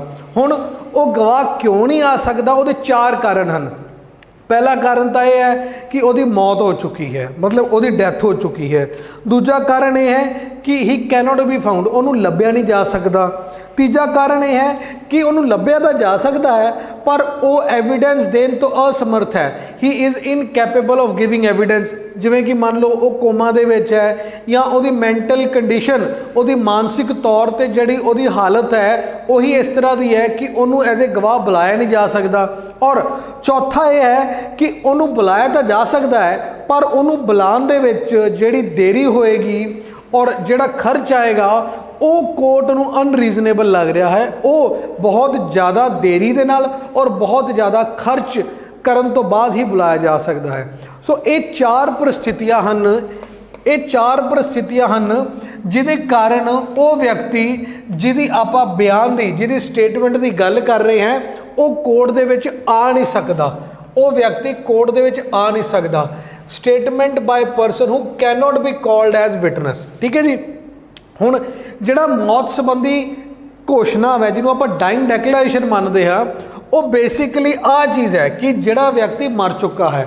ਹੁਣ ਵੈਸੇ ਤਾਂ ਜਿਹੜੇ ਧਾਰਾ 32 ਹੈ ਇਹਦੇ ਵਿੱਚ 8 ਇਹਦਾ ਦੇ ਹਾਲਾਤ ਹਨ ਜਿਹੜੇ ਕਿ ਇਹਨਾਂ ਚਾਰਾਂ ਪਰਿਸਥਿਤੀਆਂ ਦੇ ਵਿੱਚ ਫॉल ਕਰਦੇ ਹਨ, ਪਰ ਕਿਉਂਕਿ ਆਪਣੇ ਸਿਲੇਬਸ ਦੇ ਵਿੱਚ ਸਿਰਫ ਡਾਇੰਗ ਡੈਕਲੇਰੇਸ਼ਨ ਹੈ ਇਸ ਲਈ ਆਪਾਂ ਸਿਰਫ ਡਾਇੰਗ ਡੈਕਲੇਰੇਸ਼ਨ ਦੀ ਗੱਲ ਕਰਦੇ ਹਾਂ। ਆਪਾਂ ਸਿਰਫ ਧਾਰਾ 32 ਉਪ ਧਾਰਾ 1 ਦੀ ਗੱਲ ਕਰਦੇ ਹਾਂ। ਪਹਿਲਾਂ ਤਾਂ ਡਾਇੰਗ ਡੈਕਲੇਰੇਸ਼ਨ ਦਾ ਮਤਲਬ ਕੀ ਹੈ, ਇਹਦਾ ਕਨਸੈਪਟ ਕੀ ਹੈ, ਪਹਿਲਾਂ ਆਪਾਂ ਉਹ ਸਮਝਦੇ ਹਾਂ।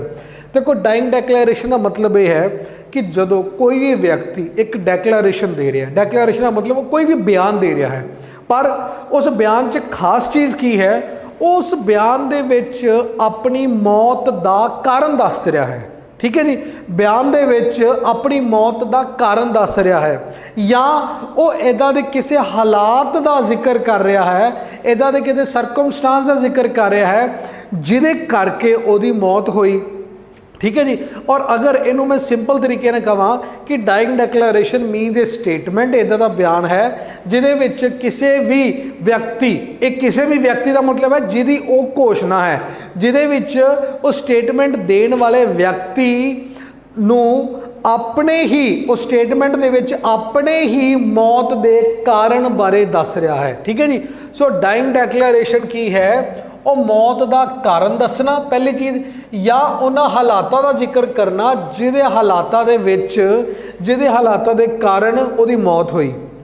जिमें कि जे आप एग्जाम्पल के तौर पर डिस्कस करिए तो कोई भी व्यक्ति अगर ये सवाल है कि वो किहड़े हालातों च मरिया है, ठीक है, जिमें कोई व्यक्ति ये कह दिंदा है कि जी मैनू उस फलाने बंदे ने चाकू मारिया है, ठीक है जी। हुण वो हॉस्पिटल दे विच मर जाता है, वो हॉस्पिटल दे विच मरण तो पहला ये बयान दे दिंदा है कि ये चाकू मैनू फलाने फलाने व्यक्ति ने मारिया है, बाद च उहदी मौत हो जाती है। इसदा मतलब उहदे उस बयान तो ये पता लग्या कि उन्हों मारन का जिम्मेवार, उन्हों मौत का कारण है उस व्यक्ति ने, क्योंकि उन्होंने चाकू मारिया सी। ठीक है, इस तरीके नाल वो डाइंग डैक्लेरेशन बनती है। या जिहड़ी दूजी चीज़ है, जिहड़े मैं हालातों की गल कर रहा है कि कोई व्यक्ति अगर सीधे तौर पर अपनी स्टेटमेंट के विच अपनी मौत का कारण नहीं दस रहा, लेकिन वो उन्हां हालातों का जिक्र कर रहा है जिहदे कारण उहदी मौत हुई। जिवें एक बहुत ही इंपॉर्टेंट केस सी जिहदे विच एक लड़की नूं उहदे ससुराल वाले लगातार दहेज के कारण तंग करते सी, उन्होंने लगातार वो तंग करने नाल कुटते भी सी, मारते भी सी, और वो इस बारे अपने माँ बाप नूं फोन करके दसदी सी और चिट्ठी लिख के भी दसदी सी। और एक दिन अचानक ये पता लगता कि उस जिहड़ी लेडी है, जिहड़ी औरत है, उसकी मौत हो जाती है। सो इत्थे उन्हें सीधे तौर पर यह नहीं कहा कि मैनू इन्हों ने मारिया है, पर वो उन्होंने हालातों के बारे बार बार जिक्र कर रही सी कि मैनू ये मारते हैं, मैनू ये कुटते हैं। और बाद दे विच जदों भी ये सवाल कोर्ट दे विच आएगा कि इस औरत दे मौत का की कारण है, तो फिर जिहड़े उहदे बयान हैं, जिहदे बारे उन्हें दस्सिया सी कि मैनू रोज़ मारते हैं, मैनू कुटते हैं, वो बयान भी डाइंग डैक्लेरेशन का रूप ही बन जाते हैं। ठीक है जी। सो डाइंग डैक्लेरेशन का मतलब है कोई भी इदां दा बयान जिहदे विच व्यक्ति अपनी ही मौत के कारण बारे जिक्र करे। ये हो गया डाइंग डैक्लेरेशन। ये इलस्ट्रेशन है, एग्जाम्पल है, ये आप पढ़ सकते हैं, तुसीं पढ़ लेना। फिर अगों ये डाइंग डैक्लेरेशन एक बड़ा तुसीं कह सकते हैं कि असाधारण तौर पर एक शहादत है। ये आम तौर पे एक एविडेंस नहीं है, क्योंकि आम तौर पे एविडेंस जिहड़ा है वो बंदा दिंदा है जिहदे वो बयान है। मान लो किसी व्यक्ति ने कोई शहादत देनी है, वो कोर्ट चाहेगा और अपना बयान दर्ज कराएगा, लेकिन इस केस दे विच की है, क्योंकि वो व्यक्ति मर चुका है पर ਉਹਦਾ ਬਿਆਨ ਜਿਹੜਾ ਹੈ ਉਹ ਕੋਰਟ ਦੇ ਵਿੱਚ ਆ ਰਿਹਾ ਹੈ ਸ਼ਹਾਦਤ ਦੇ ਤੌਰ ਤੇ। ਹੁਣ ਸਵਾਲ ਇਹ ਪੈਦਾ ਹੁੰਦਾ ਹੈ ਕਿ ਇਦਾਂ ਕਿਉਂ, ਇਹ ਐਕਸੈਪਸ਼ਨ ਕਿਉਂ ਕਿ ਜਿਹੜਾ ਵਿਅਕਤੀ ਕੋਰਟ 'ਚ ਆ ਹੀ ਨਹੀਂ ਰਿਹਾ ਪਰ ਉਹਦਾ ਬਿਆਨ ਫਿਰ ਵੀ ਸ਼ਹਾਦਤ ਦੇ ਤੌਰ ਤੇ ਐਜ਼ ਐਵੀਡੈਂਸ ਕੋਰਟ ਦੇ ਵਿੱਚ ਆ ਰਿਹਾ। ਇਹਦਾ ਕਾਰਨ, ਸਭ ਤੋਂ ਵੱਡਾ ਕਾਰਨ ਇਹ ਹੈ ਕਿ ਲਾਅ ਇਹ ਮੰਨਦਾ ਹੈ ਕਿ ਕੋਈ ਵੀ ਵਿਅਕਤੀ ਜਦੋਂ ਮਰਦਾ ਹੈ ਤੇ ਉਹ ਝੂਠ ਨਹੀਂ ਬੋਲਦਾ। मतलब कोई भी person when he is about to die is presumed not to lie, मतलब जिहड़ा भी व्यक्ति मरन वाला है वो कभी झूठ नहीं बोल के जाएगा। फिर ये आप ये भी मानते हाँ कि जिहड़ा भी व्यक्ति मरन वाला है वो कभी भी अपने कर जिहड़ा उहदा मेकर है, जिहड़ा रब है, उन्होंने इस तरीके नाल नहीं मिलना चाहेगा कि जदों झूठ उहदे मूँह ते होवे, झूठ उहदे बुल्लां ते होवे।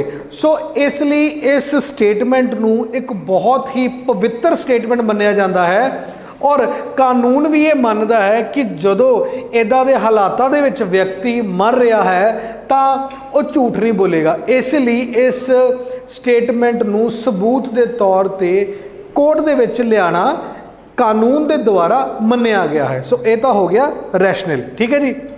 सो हुण अगे आ रैशनल देख लो, व्यक्ति झूठ बोलने लई मन्निया जाता है कि वह जदों भी मरेगा वो झूठ नहीं बोलेगा, दूजा उहदे मूँह ते झूठ नहीं आएगा, ठीक है। फिर जिहड़ी चीज़ की मैं गल कर रहा सी पहला कि एक इदां दी चीज़ साबित करनी पएगी, उदों ही जाके डाइंग डिक्लेरेशन कोर्ट दे विच शहादत के तौर पर पेश की जा सकती है। वो की है, वो है मौत होनी। जिहड़े भी व्यक्ति दी आपां बयानां दी गल कर रहे हाँ, पहला कोर्ट दे विच ये साबित किया जाएगा कि उसकी मौत हो चुकी है। देखो ये लॉजिकल भी है, जदों आपां ये गल कर रहे हैं कि किसी की मौत के कारण बारे उहदा बयान, सो इत्थे लॉजिकली आपां नूं ये भी पता लगता है मतलब उसकी मौत हो चुकी है, ठीक है।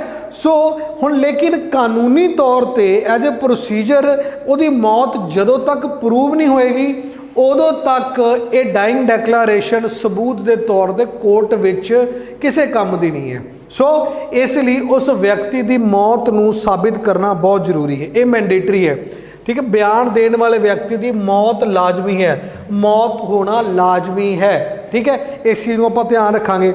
फिर अपना सवाल यह है कि डाइंग डिक्लेरेशन किहड़े किहड़े केस दे विच रैलेवेंट है। कहने का मतलब कि वो दीवानी केस दे विच रैलेवेंट है या फौजदारी केसिस दे विच रैलेवेंट है। तो ये चीज़ आप ध्यान नाल दिमाग च बिठा लीए कि डाइंग डिक्लेरेशन मौत संबंधी जिहड़ा बयान है, जिहड़ी घोषणा है, वो किसी भी तरह के केस, चाहे वो फौजदारी है चाहे वो दीवानी है, किसी भी तरह का केस होवे, कोई भी मुद्दा होवे कोर्ट दे विच, लेकिन जिथे ये सवाल आ जाए कि इस व्यक्ति की मौत का की कारण है, उत्थे उत्थे डाइंग डिक्लेरेशन रैलेवेंट है। इसका मतलब ये हो गया कि वह फौजदारी और दीवानी दोनों केसिस दे विच रैलेवेंट है। तो दीवानी और फौजदारी केसिस दोनों दे विच ये डाइंग डिक्लेरेशन बहुत ही इंपॉर्टेंट है, उत्थे रैलेवेंट है। हाँ, मौत दे कारण दा सवाल जरूर कोर्ट च उठे, ये जरूर कोर्ट दे विच सवाल होए कि हुण इस चीज़ बारे पता कराया जाए कि इस व्यक्ति की मौत का कारण की है, ठीक है जी।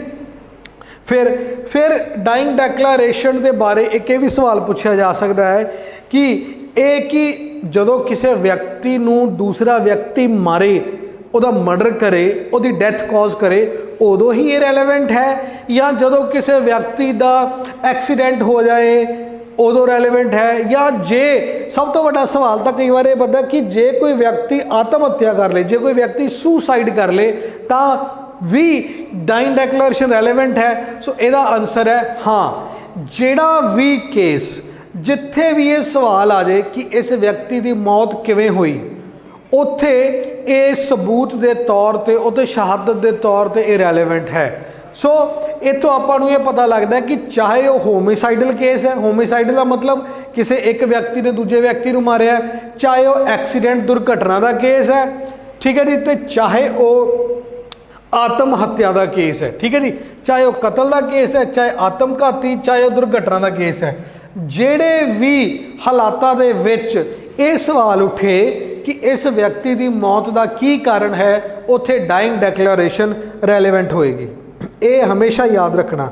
ਹਾਂ, ਡਾਇੰਗ ਡੈਕਲੇਰੇਸ਼ਨ ਦੇ ਸੰਬੰਧ ਦੇ ਵਿੱਚ ਇਹਦੀ ਫਾਰਮ ਤੇ ਸਵਾਲ ਆ ਸਕਦਾ। ਫਾਰਮ ਕੀ ਇਹ ਲਿਖਤੀ ਰੂਪ ਵਿੱਚ ਹੋਣੀ ਚਾਹੀਦੀ ਹੈ, ਕਿ ਇਹ ਜ਼ੁਬਾਨੀ ਵੀ ਹੋ ਸਕਦੀ ਹੈ। ਸੋ ਉਹਦੇ ਬਾਰੇ ਯਾਦ ਰੱਖਣਾ, ਡਾਇੰਗ ਡੈਕਲੇਰੇਸ਼ਨ ਕਿਸੇ ਵੀ ਫਾਰਮ 'ਚ ਹੋ ਸਕਦੀ, ਉਹ ਰਿਟਨ ਫਾਰਮ 'ਚ ਵੀ ਹੋ ਸਕਦੀ ਹੈ, ਓਰਲ ਫਾਰਮ 'ਚ ਵੀ ਹੋ ਸਕਦੀ ਹੈ। ਹਾਂ, ਕਈ ਵਾਰ ਇਹ ਪੁੱਛਿਆ ਜਾਂਦਾ ਕਿ ਜੈਸਚਰਸ ਦੇ ਨਾਲ, ਕਿਸੇ ਬੰਦੇ ਦੇ ਜੋ ਹਾਵ ਭਾਵ ਹੈ ਉਹਨਾਂ ਦੇ ਨਾਲ ਵੀ ਹੋ ਸਕਦਾ ਹੈ, ਕਿ ਸਾਈਨ ਦੇ ਨਾਲ, ਕਿਸੇ ਦੇ ਇਸ਼ਾਰਿਆਂ ਦੇ ਨਾਲ ਵੀ ਹੋ ਸਕਦਾ ਹੈ। ਜਿਵੇਂ ਕਿ ਕੋਈ ਇਸ਼ਾਰਾ ਕਰ ਰਿਹਾ ਹੈ ਕਿ ਇਸ ਬੰਦੇ ਨੇ ਮਾਰਿਆ ਹੋਏਗਾ, ਠੀਕ ਹੈ ਜੀ। ਤਾਂ ਇਹਦਾ ਉੱਤਰ ਹੈ ਹਾਂ, ਡਾਇੰਗ ਡੈਕਲੇਰੇਸ਼ਨ ਜਿਹੜੀ ਹੈ ਉਹ ਜੈਸਚਰ ਯਾਨੀ ਹਾਵ ਭਾਵ, ਡਾਇੰਗ ਡੈਕਲੇਰੇਸ਼ਨ ਸਾਈਨਸ ਦੇ ਨਾਲ ਵੀ ਹੋ ਸਕਦੀ ਹੈ। ਕਿਸੇ ਵੀ ਫਾਰਮ ਦੇ ਵਿੱਚ ਡਾਇੰਗ ਡੈਕਲੇਰੇਸ਼ਨ ਦਿੱਤੀ ਜਾ ਸਕਦੀ ਹੈ। ਇਸ ਚੀਜ਼ ਨੂੰ ਆਪਾਂ ਧਿਆਨ ਨਾਲ ਰੱਖਣਾ ਹੈ। ਫਿਰ ਅੱਗੇ ਡਾਇੰਗ ਡੈਕਲੇਰੇਸ਼ਨ ਦੇ ਕੇਸ ਦੇ ਵਿੱਚ ਇੱਕ ਹੋਰ ਸਵਾਲ ਬੜਾ ਜ਼ਰੂਰੀ ਹੈ, ਉਹ ਹੈ expectation of death. Expectation of death ਦਾ ਮਤਲਬ ਇਹ ਹੈ ਕਿ ਜਦੋਂ ਉਹ ਵਿਅਕਤੀ ਜਿਹਦੀ ਮੌਤ ਹੋ ਚੁੱਕੀ ਹੈ ਔਰ ਉਹ ਆਪਣੀ ਮੌਤ ਦੇ ਸੰਬੰਧੀ ਆਪਣੇ ਕਾਰਨਾਂ ਨੂੰ ਦੱਸ ਰਿਹਾ ਹੈ, ਕਿ ਇਹ ਜ਼ਰੂਰੀ ਹੈ ਕਿ ਉਹ ਬੰਦਾ ਉਸ ਐਕਸਪੈਕਟੇਸ਼ਨਸ 'ਚ ਹੋਵੇ, ਕਿ ਉਹਨੂੰ ਇਹ ਚੀਜ਼ ਦੇ ਬਾਰੇ ਅਹਿਸਾਸ ਹੋਵੇ ਕਿ ਉਹਦੀ ਡੈਥ ਹੋ ਸਕਦੀ ਹੈ, ਜਾਂ ਉਹ ਮਰਨ ਵਾਲਾ ਹੈ, ਜਾਂ ਡੈਥ ਬੈੱਡ ਤੇ ਹੋਣਾ ਜ਼ਰੂਰੀ ਹੈ, ਠੀਕ ਹੈ ਜੀ। ਸੋ ਸਵਾਲ ਇਹ ਹੈ ਕਿ ਜਦੋਂ ਸਟੇਟਮੈਂਟ ਦਿੱਤੀ ਜਾ ਰਹੀ ਹੈ ਕਿ ਉਹਦਾ ਇਹ ਉਮੀਦ ਕਰਨਾ ਕਿ ਮੈਂ ਮਰਨ ਵਾਲਾ ਹੈ, ਇਹ ਜ਼ਰੂਰੀ ਹੈ। ਤੇ ਇਹਦੇ ਸੰਬੰਧ ਦੇ ਵਿੱਚ ਇਹ ਚੀਜ਼ ਆਪਾਂ ਧਿਆਨ ਨਾਲ ਯਾਦ ਰੱਖਾਂਗੇ ਕਿ ਇਹ ਜ਼ਰੂਰੀ ਨਹੀਂ ਹੈ। ਚਾਹੇ ਉਹ ਵਿਅਕਤੀ ਨੂੰ ਐਕਸਪੈਕਟੇਸ਼ਨ ਆਫ ਡੈਥ, ਚਾਹੇ ਮੌਤ ਦੀ ਉਮੀਦ ਸੀ ਚਾਹੇ ਨਹੀਂ ਸੀ, ਇਹਦਾ ਕੋਈ ਫਰਕ ਨਹੀਂ ਪੈਂਦਾ। ਪਰ ਜੇ ਉਹ ਵਿਅਕਤੀ ਇੱਦਾਂ ਦੀ ਕੋਈ ਘੋਸ਼ਣਾ ਕਰ ਗਿਆ ਹੈ ਜਿਹਦੇ ਵਿੱਚ ਉਹਦੇ ਮੌਤ ਦੇ ਕਾਰਨ ਦਾ ਪਤਾ ਚੱਲਦਾ ਹੈ, ਤੇ ਉਹ ਡਾਇੰਗ ਡੈਕਲੇਰੇਸ਼ਨ ਬਣ ਜਾਏਗੀ। ਸੋ ਉਹਦੀ ਮੌਤ ਦੀ ਉਮੀਦ ਜਿਹੜੀ ਹੈ ਉਹ ਗੈਰ ਜ਼ਰੂਰੀ ਹੈ, ਉਹ ਜ਼ਰੂਰੀ ਨਹੀਂ ਹੈ, ਹੋ ਵੀ ਸਕਦੀ ਹੈ, ਨਹੀਂ ਵੀ ਹੋ ਸਕਦੀ। ਇੰਡੀਅਨ ਲਾਅ ਦੇ ਵਿੱਚ ਇਹ ਚੀਜ਼ ਦਾ ਕੋਈ ਫਰਕ ਨਹੀਂ ਪੈਂਦਾ ਕਿ ਉਹ ਵਿਅਕਤੀ ਮੌਤ ਦੀ ਉਮੀਦ ਕਰ ਰਿਹਾ ਸੀ ਕਿ ਨਹੀਂ ਕਰ ਰਿਹਾ ਸੀ, ਜਾਂ ਉਹ ਵਿਅਕਤੀ ਜਿਹਨੂੰ ਆਪਾਂ ਬੋਲਦੇ ਆ ਡੈਥ ਬੈੱਡ, ਮੌਤ ਦੇ ਬਿਸਤਰ ਤੇ ਸੀ ਜਾਂ ਨਹੀਂ ਸੀ। ਇਹ ਚੀਜ਼ ਇਰਰੈਲੇਵੈਂਟ ਹੈ ਬਿਲਕੁਲ ਹੀ। ਫਿਰ ਅੱਗੋਂ ਇਸ ਜਿਹੜੀ ਡਾਇੰਗ ਡੈਕਲੇਰੇਸ਼ਨ ਹੈ ਇਹਨੂੰ ਰਿਕਾਰਡ ਕੌਣ ਕਰ ਸਕਦਾ ਹੈ, ਇਹ ਚੀਜ਼ ਬੜੀ ਜ਼ਰੂਰੀ ਹੈ।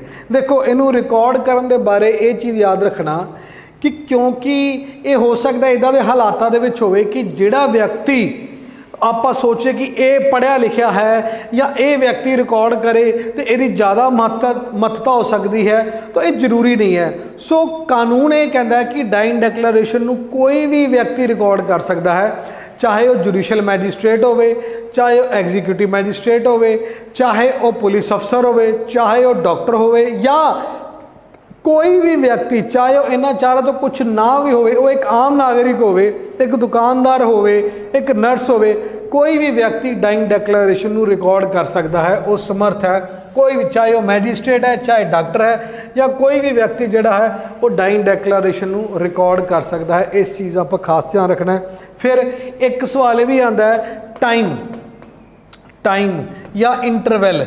तो ये चीज़ याद रखनी है कि जदों भी डाइंग डैकलरेशन की गल की जाएगी, सो ये चीज़ कि इन्हें बयान का जी बहुत देर पहला दिता सी और इसकी मौत तो बहुत देर बाद हुई, इस चीज़ का कोई फर्क नहीं पैंदा।